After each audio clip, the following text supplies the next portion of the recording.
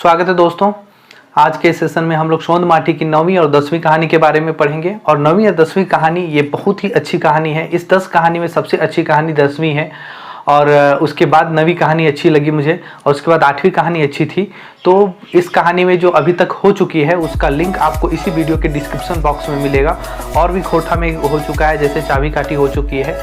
और उसका PDF पाने के लिए आप मेरे टेलीग्राम चैनल से जुड़ सकते हैं। टेलीग्राम चैनल का लिंक मेरे डिस्क्रिप्शन बॉक्स में मिलेगा। और छहर कहानी भी हो चुकी है, 10 कहानी, उसका MCQs भी हुआ है।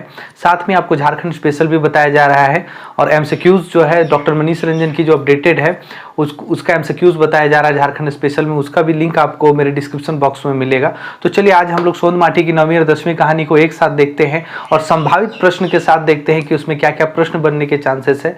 जैसा कि आपको खोटा में MCQs भी कराया गया था और उसमें बहुत सारे प्रश्न ऐसे हैं कि अब मेरे पढ़ाई हुए से एक भी प्रश्न बाहर नहीं आया है। ठीक है, तो हम लोग जिस अपनी चैनल पे पढ़ने के बाद अगर दूसरा का क्वेश्चन बना हुआ डील करते हैं और अगर बन जाता है तो समझिए आपकी पढ़ाई सही दिशा में है। तो चलिए चलते हैं 9वीं और 10वीं कहानी में। स्क्रीन के माध्यम से पढ़ेंगे, उसमें PDF के माध्यम से पढ़ेंगे। जो भी चैनल पे नए होंगे चैनल को सब्सक्राइब कर लीजिएगा, बेल आइकन कॉल कीजिए, हर को एक बार सेशन को लाइक कर दीजिएगा। चलिए हम लोग आगे। दोस्तों आज हम लोग 9वीं और 10वीं कहानी पढ़ते हैं। जैसा कि अभी आपको बताया गया कि आज हम लोग PDF के माध्यम से 9वीं 10वीं कहानी पढ़ेंगे। 9वीं कहानी का पूरा पात्र और उसके बारे में जो मुख्य चीज है वो आपके सामने लिखा हुआ है और उसकी कहानी हम लोग हिंदी के माध्यम से समझेंगे जो आपको खोटा में लिखा हुआ है। और आगे 10वीं कहानी जिसका पूरा पात्र और पूरी उसमें जो निचोड़ है उसको यहाँ लिखा गया है और उसकी कहानी को भी हम लोग पढ़ेंगे PDF के माध्यम से। इसकी हिंदी को करते हुए चलेंगे, हिंदी के माध्यम से पढ़ेंगे। ठीक है, खोटा है इसको हिंदी में करके पढ़ेंगे। चलिए शुरू करते हैं 9वीं कहानी। और जो भी चैनल पे नए हैं सब्सक्राइब कर लीजिएगा। जैसा कि आपको बताया गया कि इस चैनल से जुड़ने के बाद आपको बहुत ही फायदा होने वाला है JSSC CGL सचिवालय में। तो 9वीं कहानी हम लोग देखते हैं सवाल कैसे बनता है। सबसे पहला सवाल अगर आपका बनेगा यहाँ से तो क्या बनेगा कि भीतर बाहर के लिखवैया के हथिन।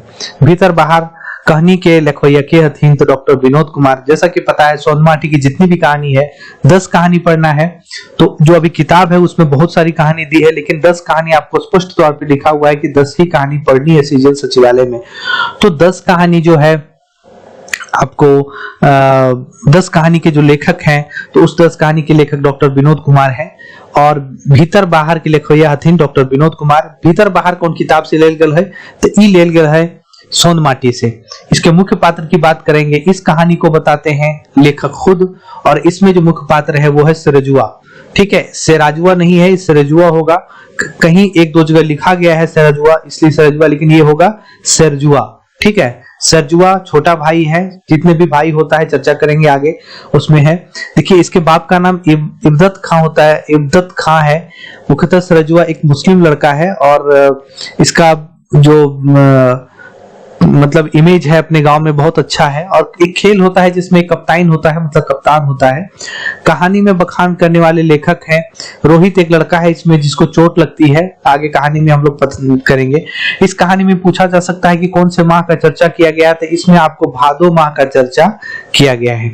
इसमें चर्चा पूछा जा सकता है कि इस कहानी में 144 धारा किस शहर में लगता है, या पूछा जा सकता है 144 धारा कौन शहर में लागे है। ठीक है, तो ये हो जाएगा हजारीबाग में लगता है, हजारीबाग टाउन में यहाँ इस कहानी में जो बताया गया है। चलिए शुरू करते हैं इस कहानी को हम लोग। देखिए 9वीं कहानी जो है इसमें क्या कहा गया है कि भादो का महीना होता है। ठीक है, भादो का महीना मासिक दिन, भादो महीना का दिन होता है। भूंजा और जलपान जो होता है, भूंजा जो करते हैं तो जलपान वगैरह खाए बेरा है अलग। ठीक है, जलपान पता है कि कौन सा समय होता है खाने का आप लोगों को। तो हमर गाँव एक सटल एक दोसर गाँव ले गुहार उठल दौरिया हो कुइया डूबल हो। मतलब एक गांव रहता है, गांव के बगल में एक सटा हुआ गांव है जहां पर एक हल्ला होता है कि दौड़ो हो, एक कुइया में कोई डूब गया है। गुहार मतलब चारों तरफ से आदमी, ये हल्ला सुनने के बाद चारों तरफ से आदमी आता है और जिधर हल्ला होता है लोग उधर ही मुड़ने लगता है कि क्या हुआ है।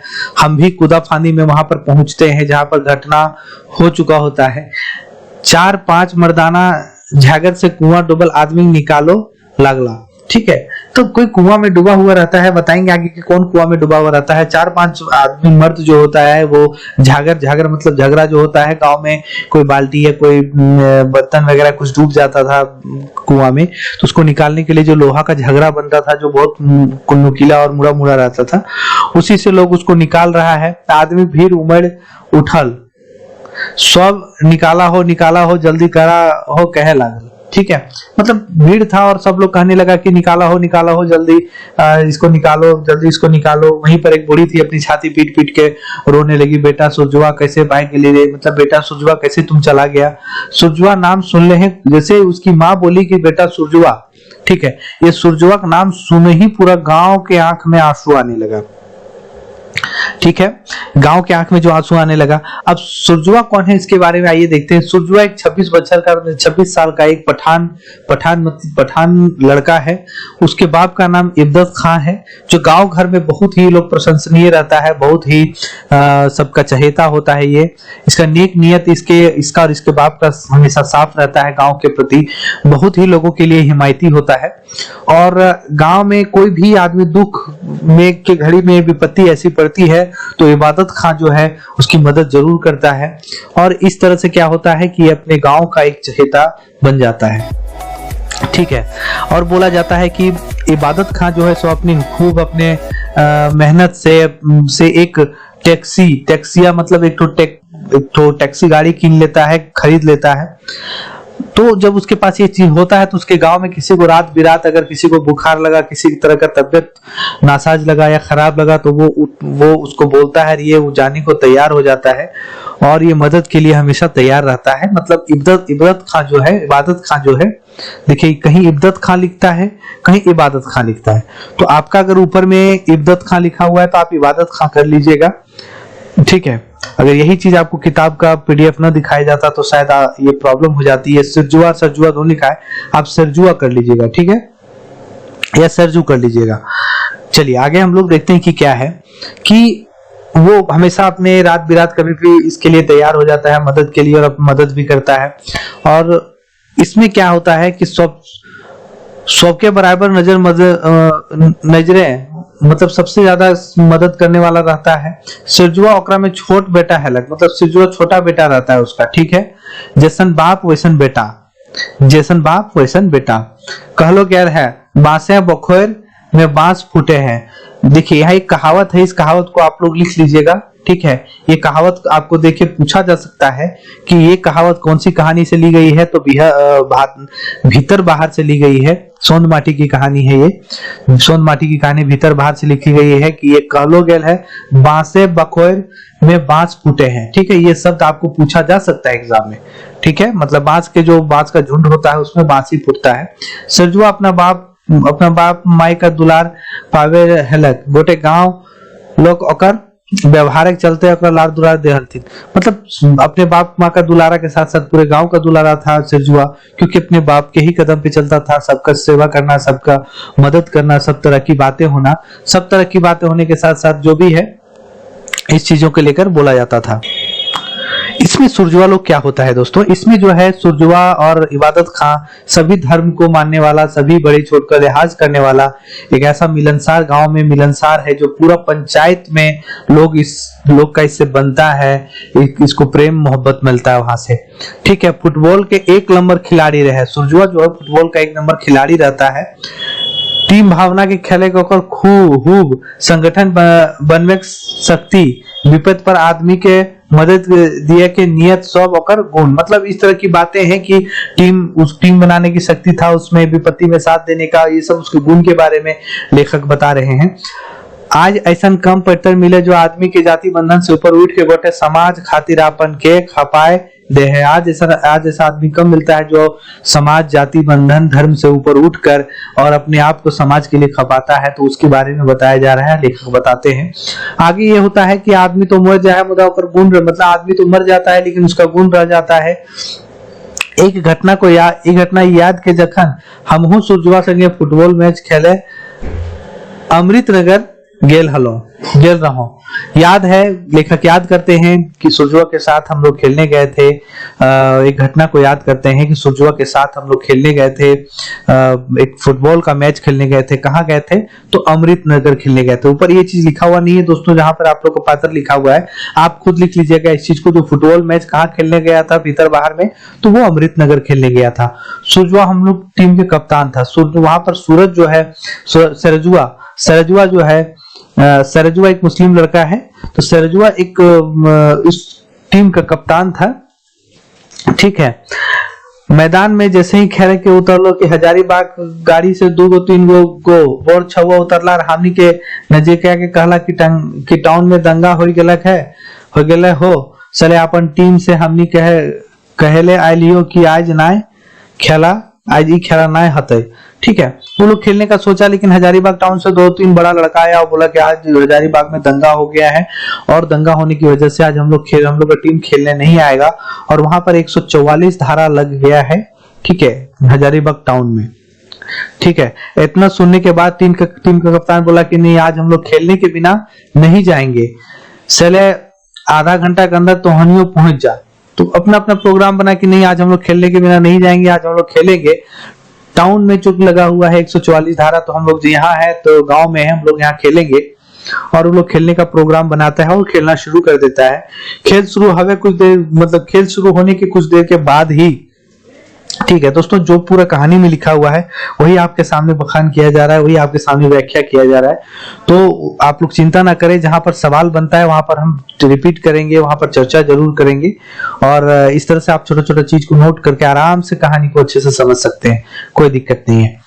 खेल शुरू होता है और खेल शुरू होने के कुछ देर के बाद ही रोहित एक लड़का है इसमें। ठीक है, रोहित एक पात्र है, एक लड़का है जिसका पैर जो है में चोट लग जाता है और पूरा शरीर वगैरह पीठ मतलब बैक में जो है सो पूरा छिल जाता है खेलने से।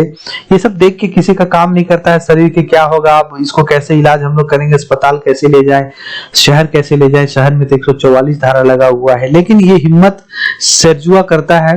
सरजुआ एक रिक्शा लाता है और रिक्शा वाले को, भाड़ा वाला रिक्शा लाता है और उसको उसमें लदा कर ले जाता है। और वहां तक जो टाउन तक जो है, वहां जाने के बाद आगे जो है रिक्शा वाला नहीं जाना चाहता है। रिक्शा वाला कहता है कि आगे जो है सो सब कुछ मना है, बस स्टैंड के तक जाता है, बस स्टैंड के आगे, मतलब रिक्शा से ही जाता है, लेकिन आगे जो बस स्टैंड होता है वहां के बाद वो जाना नहीं चाहता है। बोलता है 144 धारा लगा हुआ है, तो यहाँ पर हम लोग आगे नहीं जा सकते हैं। रिक्शा वाला बोलता है। सुरजुआ अपने कंधे पर उस रोहित को उठाता है और अस्पताल तक ले जाता है। और अस्पताल तक ले जाने के बाद क्या है कि उसका इलाज होता है, उसका पट्टी वट्टी बंधा के लेके फिर क्या है, 2-4 गो पुलिस जुआ छोड़ के और कोई ना, मतलब देखता है कि हर तरफ सन्नाटा है, 2-4 गो पुलिस है हर जगह लगा हुआ और कोई नहीं है। पुलिस के सिपाही आइन भटल थी तो कल दिन, अबे यहाँ पर एक संवाद है, ध्यान दीजिएगा। पुलिस उन लोग को भेजता है, पुलिस क्या कहता है उन लोग से, अबे तुम लोग इधर कहाँ भटक रहे हो, पता नहीं है 144 है, जानते नहीं हो, हिंदू मुस्लिम, भागो जल्दी। सरजुआ बड़ा नरम होके कहलक, मतलब सरजुआ नरम होके कहता है, देखिए मुझे जान का परवाह नहीं है, दोस्त की मुसीबत में जो दोस्त काम आए वही दोस्त है। इतना कही के वो बस स्टैंड दने चल दिलक। ठीक है, इतना कहने के बाद वो बस स्टैंड तरफ चल के फिर गाड़ी पकड़ के अपना गांव आ गया वो लड़का। उस रात को सरजुआ को नींद नहीं हुआ, बस ये सोचते सोचते कि आदमी को क्या है, आदमी के खून का प्यासा है, आदमी एक दूसरे का खून पीने को आतुर है। सबका मति खराब हो गया, सबका दिमाग खराब हो गया है। ठीक है, एक दूसरे को जान मारने के लिए लगा हुआ है। सांप्रदायिक जहर फैलता जा रहा है। ठीक है, सांप्रदायिक जहर जो है फैला रहा है लोग। सुरजुआ जो है जो बिहाने जखन हम सुरजुआ के मिले ले, ठीक है, और जब ये लेखक बता रहे हैं कि जब हम सुरजुआ को मिलने के लिए सुबह उसके घर गए, तो घर पहुंचने के बाद उसको वो बोला कि आप बैसल, वो बैठा था तो वो भी बोला कि आप बैस, मतलब आप बैठो। ठीक है, कायल तोहनी सब चल दलाए, ठीक है, बोल रहा है कि कल तुम लोग सब चल दिया, हम असगरे रोहित के दवाई दारू कराए के घर साइंस ले घर घुर लो। मतलब तुम लोग सब चला गया, हम रोहित को अकेले ही इलाज वगैरह करा के और जितना भी उसको इलाज था वो करा के हम अकेले घर आए।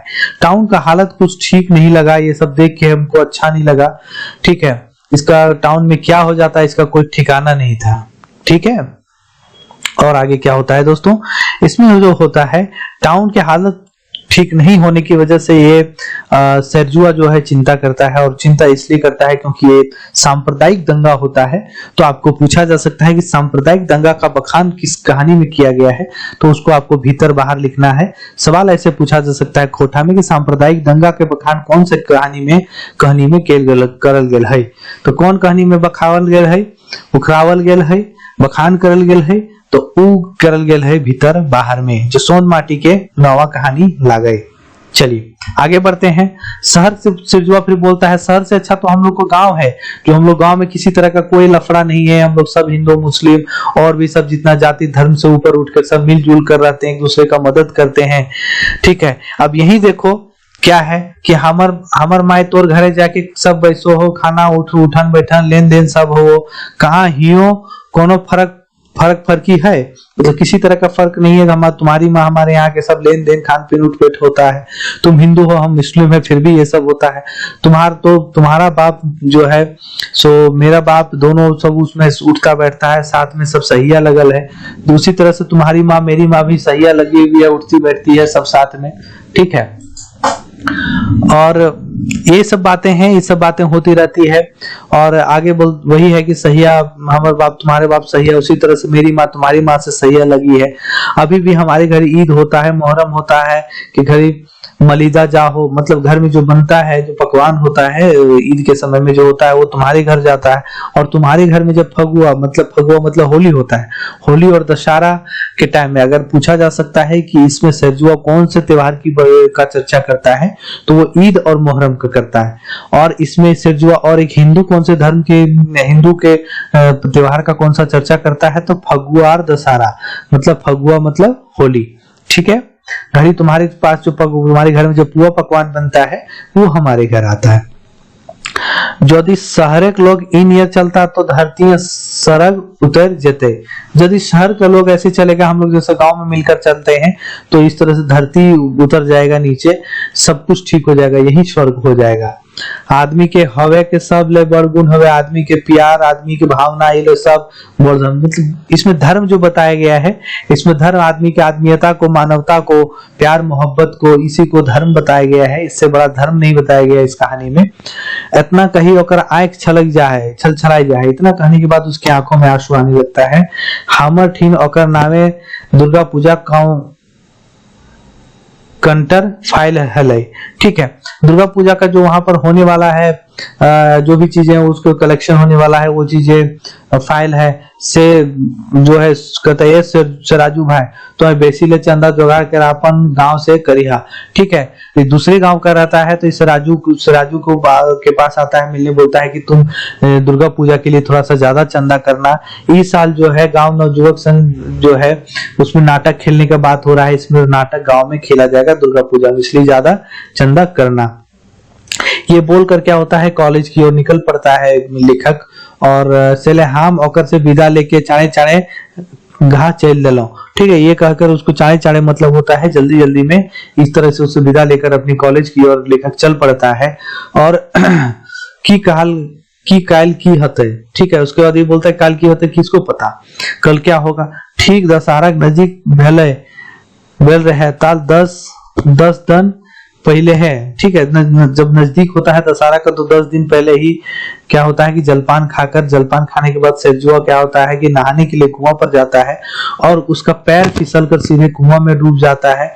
आर जे भैलक से तो सामने है। ठीक है, और उस कहानी के शुरू में जो बताया गया था कि सब लोग छाती पीट पीट कर रोता है कि क्या हो गया, सेरजुआ कहाँ चला गया, जो गांव में है उसको निकालो जल्दी कुआं से। ये चर्चा नहीं किया गया कि सेरजुआ है या सिरा गया है, मतलब चला गया है, लेकिन कुआं में डूबा हुआ है, सब लोग उसको निकालने का बात कर रहा है। उसकी माँ वहां पर छाती पीट के रो रही है, तो वो जो कुआं में गिरता है वो सेरजुआ गिरता है, इसीलिए सब लोग इतने चिंतित होते हैं।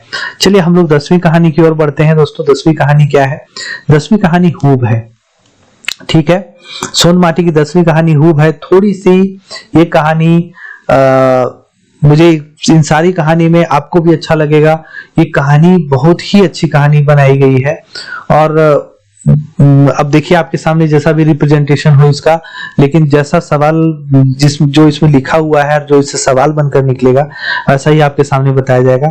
इस कहानी के लेखक आपको पता है कि पूछा जाए कि हूब के लखवैया के लागथिन, तो हूब के लखवैया के लागथिन डॉक्टर विनोद कुमार, ठीक है।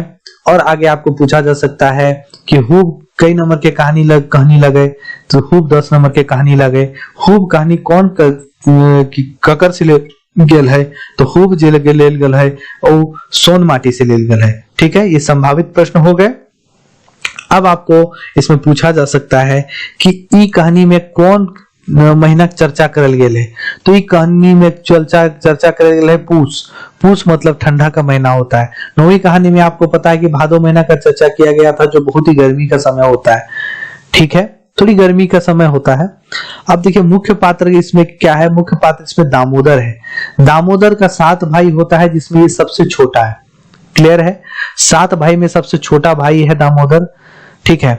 इसका बाप का नाम होता है गुरदयाल राम, ठीक है। दामोदर की खासियत होती है कि वो हजारीबाग से बीए करता है, ऑनर्स में प्रथम श्रेणी लाता है। कहानी आगे बहुत ही अच्छी है, इसको आगे हम लोग समझेंगे कि क्या क्या होता है, क्या उसके साथ घटना घटती है, और उसके बाद भी वो कौन सा बड़ा काम कर जाता है। ये सब चीजें हम लोग आगे पढ़ेंगे। गणेशर बाबू एक बड़ा किसान होता है इस कहानी में, ठीक है, जिसके अंदर इसका बाप जो है गुरदयाल काम करता है, और बाद में इसके जाने के बाद इसका भाई लोग बाहर कमाने के लिए निकल जाता है, और सबसे छोटा भाई दामोदर जो रहता है, उसकी माँ घर में रहती है, वही इसके घर में काम काज करने को आ जाता है, ठीक है। आगे हम लोग आते हैं कि बोर किसान जो होता है। अब आगे देखिए क्या है, माई के ऑपरेशन में खर्चा, ठीक है। गणेशर बाबू के साथ क्या घटना होता है कि माई के ऑपरेशन में खर्चा होता है। कब होता है, जब उधर से वो तीर्थ यात्रा से घूम कर आता है। आपको पैसा का भी चर्चा कर देते हैं, पहले 4000 रुपया लग जाता है, फिर भी कुछ नहीं होता है। अब उसका ऑपरेशन होना होता है, तो उसमें 5000 रुपया लगता है बाद में, जो दामोदर देता है। कहानी बहुत ही अच्छी है। अब आगे हम लोग पढ़ते हुए चलते हैं। देखिए हूब कहानी क्या है, हालांकि सवाल आपका यहीं से बन जाएगा, लेकिन एक बार कहानी को समझ लेना आपके लिए जरूरी है। हूब है, हूब कहानी में क्या है, पूस महीना का दिन बोला गया है, ठीक है। आंधारिक बेरा कनकन सिलोही वाले वो है लागल रहे, ठीक है। पूस महीना ठंडा का टाइम रहता है, ठीक है, ठंडा कनकनी चलता रहता है। और इसी कनकनी के बीच में क्या होता है, गणेशर क्या होता है कि दामोदर को बुलाता है, दामोदर के घर जाके, और दामोदर क्या होता है, अपने घर के पीछे जो आग जलाकर वो ताप रहा होता है, उसको बोलता है कि वो तुम गणेशर को बोल देना कि जाके अपना खेत वेत जोत ले। उसी का खेत होता है कि गणेशर का, तो दामोदर उसमें जुताई वगैरह करता है, तो बोले जाके जोत ले। गणेशर एक यंग लड़का है, सॉरी दामोदर एक यंग लड़का है, ठीक है। तो इसमें बोलता है कि नहीं, या जाके खेत वगैरह जोत ले।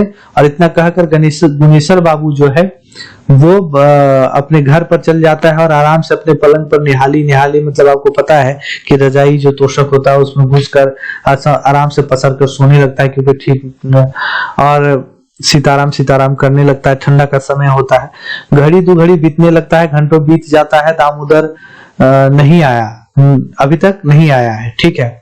अब तो गुनेश्वर बाबू का क्या होता है, देखिए यहाँ गुनेश्वर है, कहीं गणेशर लिखा हुआ है, तो आप यहाँ गुनेश्वर लिख लेंगे, कोई दिक्कत नहीं है। चलिए आगे क्या है कि गुनेश्वर बाबू का जो गुस्सा है, वो पैर का गुस्सा सर पर चढ़ जाता है, पलंग पर बड़बड़ाने लगता है। सार भुइया के 2-4 शेर घरा के है, तकरे फटनिया करे लागल है, मतलब घर में 2-4 शेर अगर अनाज है, उसी का फुटानी करने लगा है। बड़का पढ़ुआ भेल है, मतलब बहुत पढ़ने उड़ने वाला हो गया है। कॉलेज में पढ़े लागल तो बड़का निहाल करने लागल, कॉलेज में क्या पढ़ने लगा, बहुत ही बड़ा निहाल करने लगा है। बहुत ही किसान घर कमाइल बिना गुजारा चलतो, मैंने किसान बड़ा किसान के यहाँ नहीं काम करेगा तो कैसे घर में रोजी रोटी चलेगा, कैसे गुजारा होगा। घर में भूंजल भांगना है, ये देखिए एक तो ये इसमें लेखक अपना कुछ लिखते हैं, जहां पर आपको पूछा जा सकता है घर में भूजल भांगना है, एने ओने टांग, ठीक है। तो तो कह रहा है कि घर में कुछ भूंजल भांगना, मतलब एक कहावत है कि कुछ है नहीं और इधर उधर पैर पसारता चलता है। 4 गो कुरे पहले उधार खैलक आर चलल है बाबू बने। ठीक है, उसके घर जो उधार खाया हुआ था उसके बाद भी कहता है कि उधार खाया चल दिया है बाबू बनने। हार जोते नावे कलपत्तर जोड़े है, हार जोतने के नाम से वो कलपत्तर जोड़ने लगता है कि हार नहीं जोतेंगे, हर नहीं जोतेंगे, हम खेती नहीं करेंगे। अच्छा अभी बुझाते हैं इसको हम। तुलसीदास भी कहा, इसमें कहा गया है एक और इसमें आपको लाइन लिखा गया है। ठीक है, जिस लाइन को आपको पूछा जा सकता है कि ये लाइन आपको किस कहानी में है। दोस्तों इतना विश्लेषण जरूरी है आपके लिए और ये बहुत अच्छे से आपको बताया जा रहा है, सवाल कहीं से आपका नहीं छूटेगा। बस आप इस चैनल पे नए हैं तो चैनल को सब्सक्राइब कीजिएगा, बेल आइकन कॉल कीजिए आप। और एक देखिए, आप कहीं से पढ़ भी चुके हैं तो कोई फर्क नहीं पड़ता है, लेकिन सवाल कैसा बनकर आता है वो आपको यहाँ इस चैनल पे बताया जाता है कि आपका सवाल कैसा बनता है। पहले भी आपको बताया गया था, एक खोटा का एमसीक्यूज करा के दूसरा का क्वेश्चन बनाया हुआ था वो, और उसमें हमारा जितना भी पढ़ाया हुआ था सवाल सारा बना था।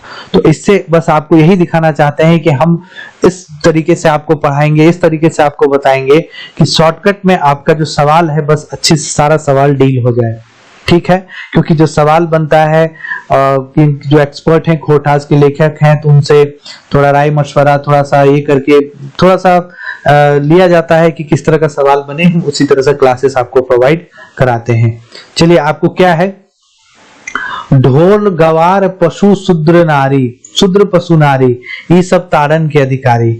ठीक है, इसका मतलब आपको हम नहीं समझाएंगे, इसका मतलब जो है बहुत गलत तरीके से रिप्रेजेंट किया गया है हमारे समाज में। हालांकि ये जो लिखा गया है और इसका मतलब हमारे समाज में गलत रिप्रेजेंट ही कर दिया गया है। ठीक है, ये बड़बड़ाते हुए घर से दामोदर के घर की ओर निकल पड़ते हैं गणेश्वर बाबू। हालांकि अगर ऐसी बात है तो आपको एक बात समझा देते हैं इसको। देखिए, ढोल गवार शूद्र पशु नारी ये सब ताड़न के अधिकारी, ये जो चौपाई लिखी हुई है, ठीक है, ये जो लाइन लिखी हुई है ये लाइन को गलत रिप्रेजेंट कर दिया गया है कि ढोल गवार पशु शूद्र नारी को सबको ताड़ना मतलब लात जूता मारने के अधिकारी, ये लोग सब मारने के अधिकारी है। ऐसा नहीं है, इसका मतलब होता है कि ढोल गवार शूद्र पशु नारी ये सब जो है, ये सब बहुत ही ये सब को ताड़ने के अधिकारी होते हैं। ये सब को ताड़ना होगा, ये लोग को ऊंचा उठाना होगा, ये लोग के लिए बढ़िया काम करना होगा, ये इसका सही मायने होता है। ठीक है, लेकिन अब समाज में इसको गलत तरीके से रिप्रेजेंट किया जाता है। ठीक है, खैर जो भी हो, जो लाइन लिखी है वो लाइन को याद रखिएगा, कहानी याद रखिएगा। और कौन बोलते हैं, गुणेश्वर बाबू, ये याद रखिएगा। चलिए आगे बढ़ते हैं। दामोदर घर जैसे ही गलत देखा कि मतलब दामोदर घर जाने के बाद गुणेश्वर बाबू क्या देखते हैं कि दामोदर जो है सो पूरा एकदम तैयार व्यार होके कॉलेज जाने के लिए तैयार व्यार हो रहा है। दामोदर क्या है तो देख कर उन पर मांस जरे लागले। दामोदर को इस तरह से सब मतलब पहना हो रहा देखिए कॉलेज जाएगा, ये देखकर गुणेश्वर का पूरा शरीर जलने लगा कि क्या होता है। उसमें ढोडस मतलब चिल्ला उठा कि शर्म लागे हो कि ना, हार जो तक छोड़ के कॉलेज जा लागल है, हर जोतने शर्म लगता है कि नहीं, हर जोतने छोड़ के तुम कॉलेज जाने लगा है। कॉलेज में पढ़िया, पहले पेट के जोमीर कर ले, कॉलेज में पढ़ना, लेकिन पहले पेट के लिए अपना जुगाड़ कर लो कि कैसे क्या खाएगा। ठीक है, जहां तुम खड़ा है वो भी हमारा जमीन है, ये जमीन भी हमर पुरखा तोरा बापे बसवल थुन, मतलब तुम्हारे बाप को बसाए। यदि हमनी घरे नाए काम धाम करबे तो हमार जमीन छोड़ दे, अगर हम लोग घर में तुम काम धाम नहीं करोगे तो हम लोग का जमीन छोड़ दो। लेकिन दोस्तों इतना के बाद भी ये बड़ा किसान होता है गुणेश्वर बाबू, लेकिन इसके बाद भी कहानी में आगे बहुत बड़ा मोड़ है जो आप लोगों को अच्छा लगेगा देखने के बाद। बहुत अच्छा मोड़ है जो एक्सपेक्टेशंस नहीं था इस कहानी से कि इतने अच्छे से कहानी को लिखा जाएगा, ये कहानी को इतने अच्छे से बताया जाएगा। अब आपके सामने हम रिप्रेजेंट करते हैं उस चीज को। ठीक है, जुड़े रहिएगा इससे। ठीक है, ये कहने के बाद क्या होता है कि कुरे कर्जा तोरे राख और उड़ जो तोय तो बेस आर ना तो निकाल बाहर करी दबो।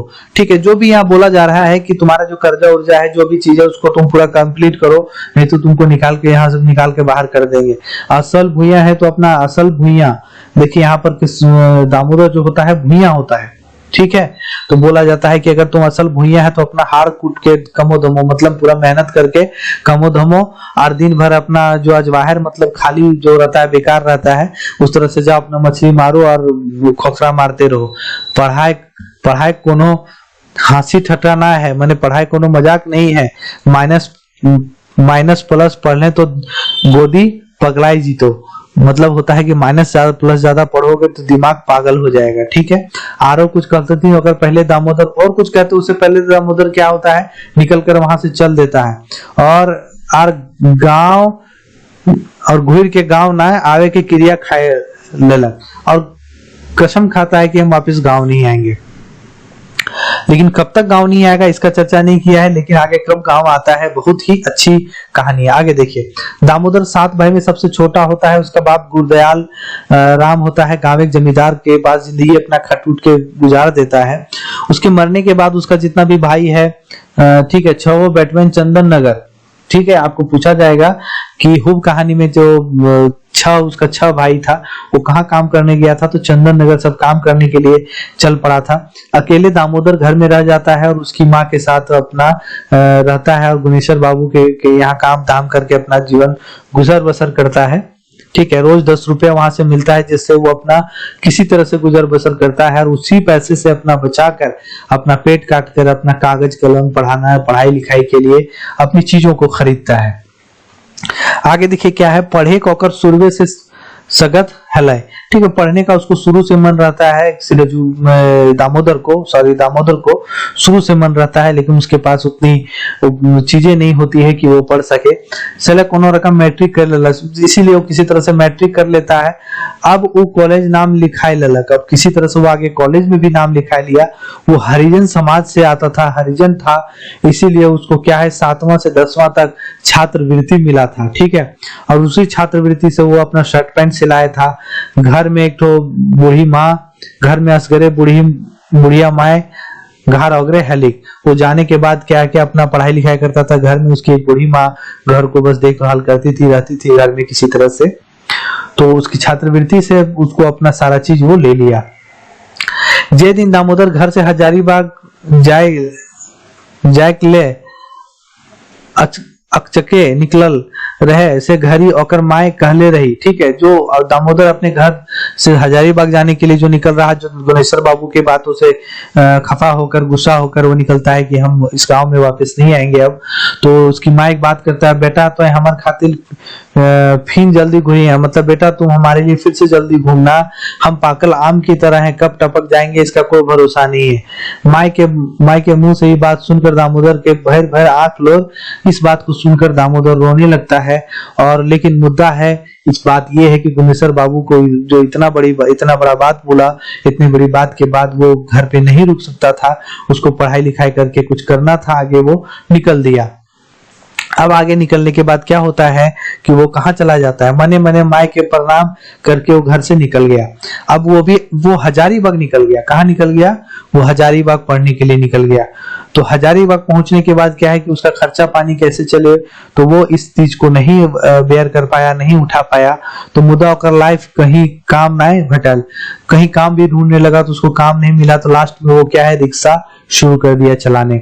अब वो क्या है कि दोपहर से रात तक वो शाम तक रिक्शा चलाता था और सुबह से 12 बजे तक वो अपने कॉलेज की पढ़ाई करता था, ठीक है। रात को टाइम में थोड़ा सा अपना ट्यूशन भी 2-4 ट्यूशन पढ़ा लेता था और इस तरह से अपना गुजर बसर करके अपना 2 पैसा बचा के और अपनी पढ़ाई भी जारी रख रहा था ये लड़का। तो अंधेरे बैराक ले 2-4 गो ट्यूशन, ठीक है, वही बातें पढ़ा रहा था। तो वो क्या हुआ कि अब उसका बीए का एग्जाम हुआ है जिसमें वो ऑनर्स का प्रथम श्रेणी पास कर गया है। अपना रिजल्ट लेके वो घर आया और माँ को बताया तो उसकी माँ को खुशी का ठिकाना नहीं कि मेरा बच्चा बीए ऑनर्स में प्रथम श्रेणी फर्स्ट क्लास से पास कर गया है, ठीक है। इसी में माँ कहती है बेटा एगो कोई तरह से नौकरी पकड़ ले, ठीक है। नौकरी की बात कहती है माँ।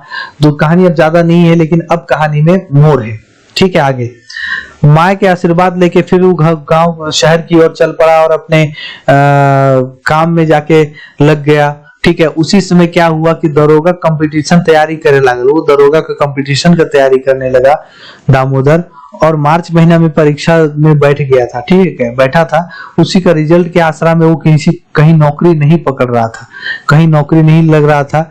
माँ की चिंता के मोड़े वो क्या किया है कि माँ की चिंता थी, बुरी हो चुकी थी, तो वो उसके लिए वो तो पैसा भी जमा करने लगा। और संजोग का बात है कि एक दिन रिक्शा लेके वो अपने घर घुरे चलला, ठीक है, रिक्शा लेके अपने घर की ओर घूमने के लिए चला। तो डहरे में माए खातिर 2 किलो लड्डू ले लिया और साड़ी किन लेला, मतलब माँ के लिए 2 किलो लड्डू और साड़ी ले लिया, ठीक है।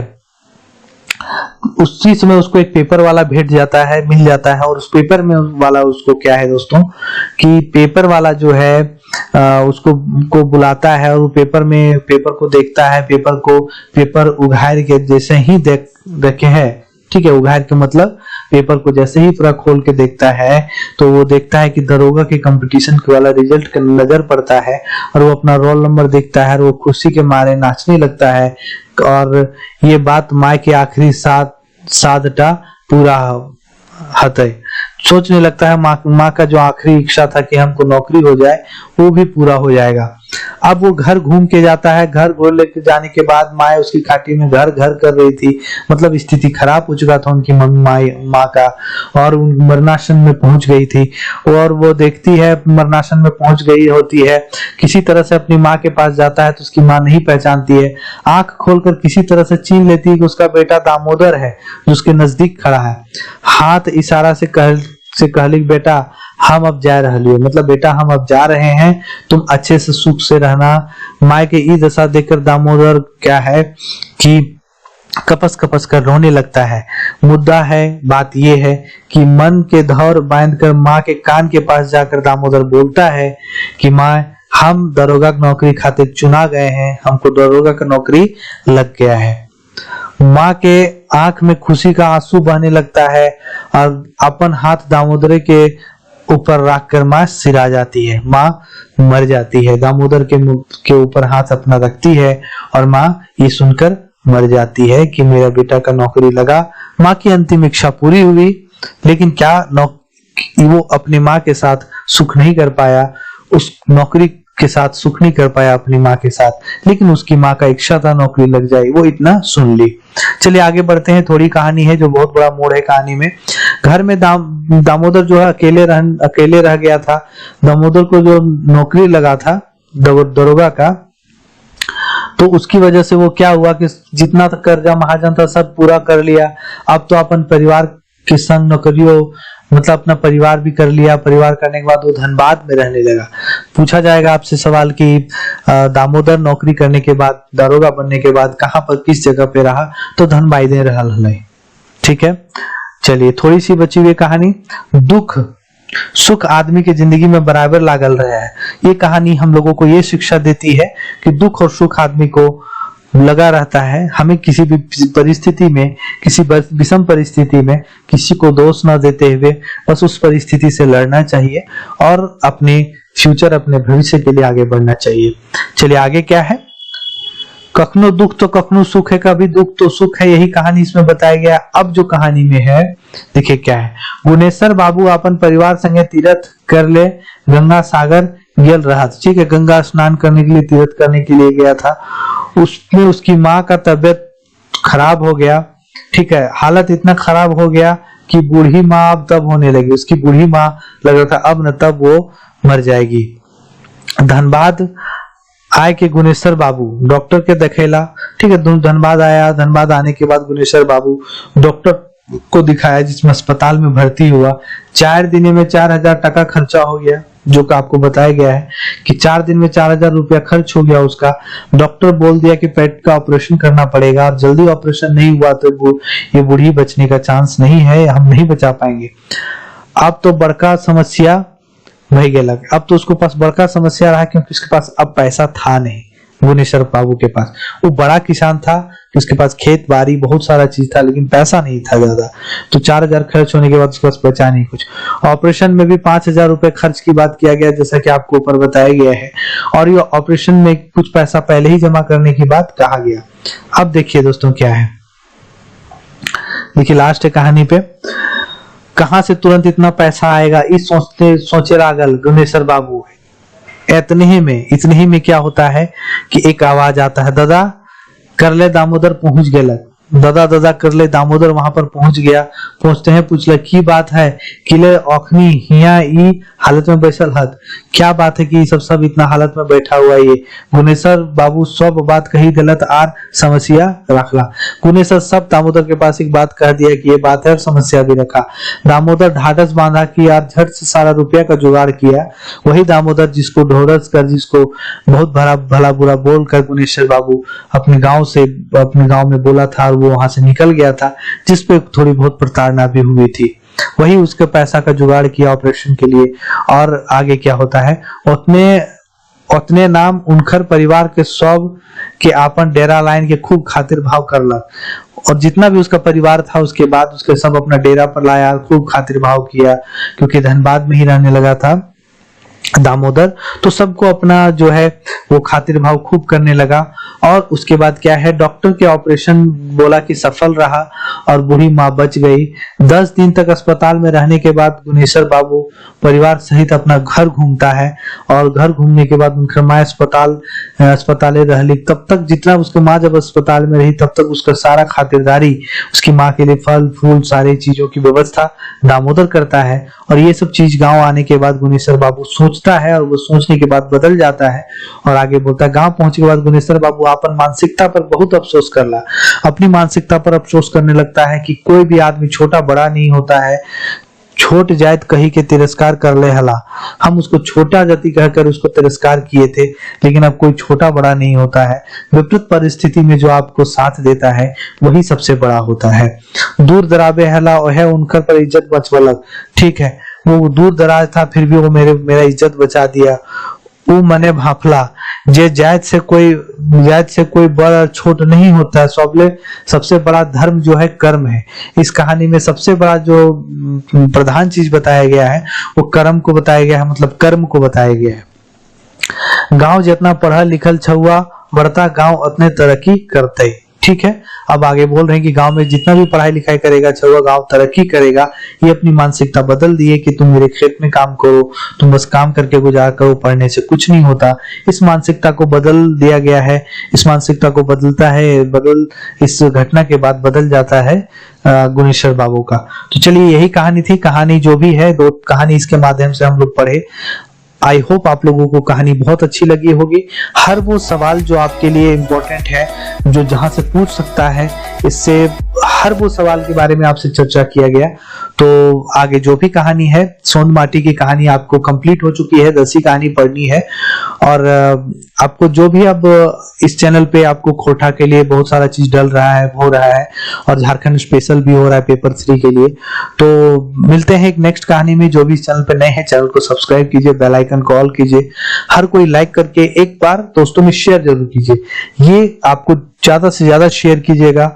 और एक यहाँ पर आपको सपोर्ट कर सकते हैं जाकर, थैंक्स में आपको जो वहां पर होगा आपके बगल में, वहां जाकर आप सपोर्ट कर सकते हैं। ठीक है, आप मेरे टेलीग्राम चैनल जुड़कर इसका PDF फ्री ऑफ कॉस्ट ले लेंगे। चलिए मिलते हैं नेक्स्ट कहानी पे।